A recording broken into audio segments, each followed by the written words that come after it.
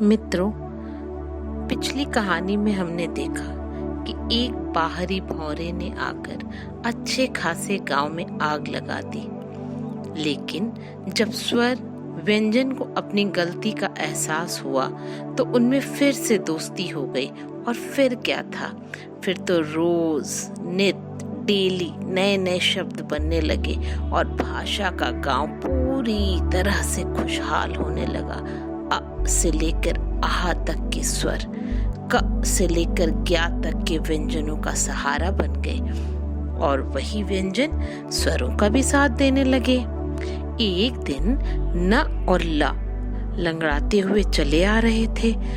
उन्हें पाइप से बहते पानी को रोकना जो था, तभी अ की नजर उन दोनों पर पड़ी। वह भाग कर गया और अपने दोनों हाथों का सहारा दोनों व्यंजनों को तुरंत दिया। अ का सहारा मिलते ही दोनों व्यंजन अपने पैरों पर पूरी तरीके से खड़े हो गए।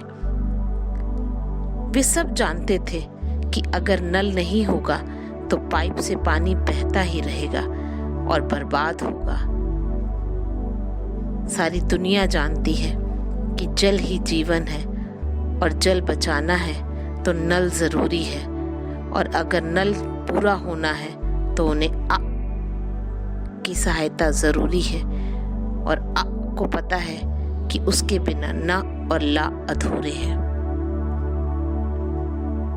दिन, महीने, साल दर साल नए नए शब्दों का बगीचा स्वर और व्यंजन मिलकर खिलाते गए।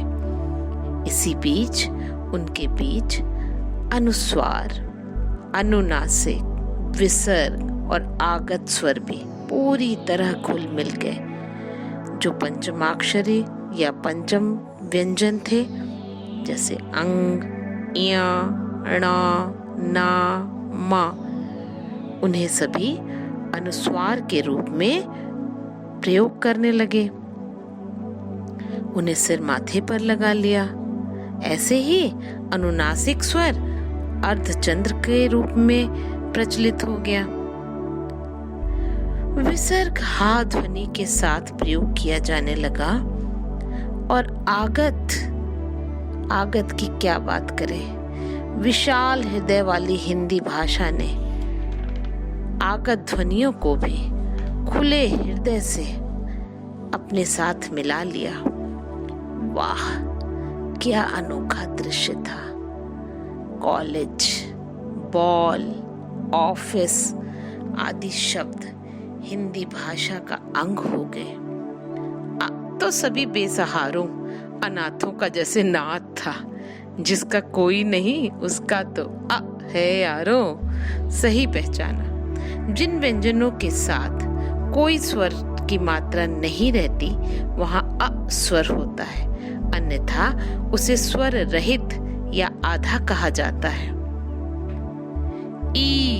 ईख के खेत से लेकर बगीचे तक घूम आई।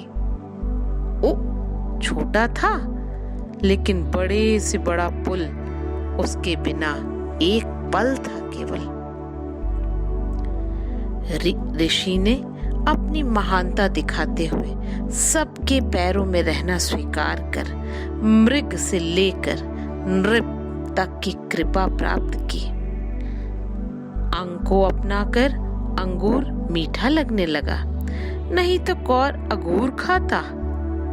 और आहा ने प्रायः सभी प्रातःकालीन उठने वालों का जीवन सुखमय बना दिया।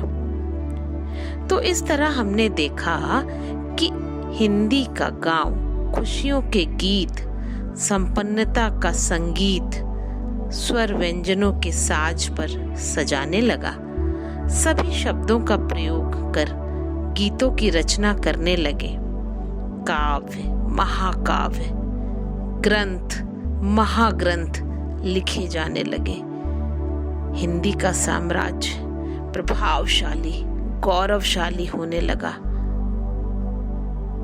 अगली वीडियो में आगे की कहानी और रोचक मोड़ लेगी। तब तक इंतजार करें।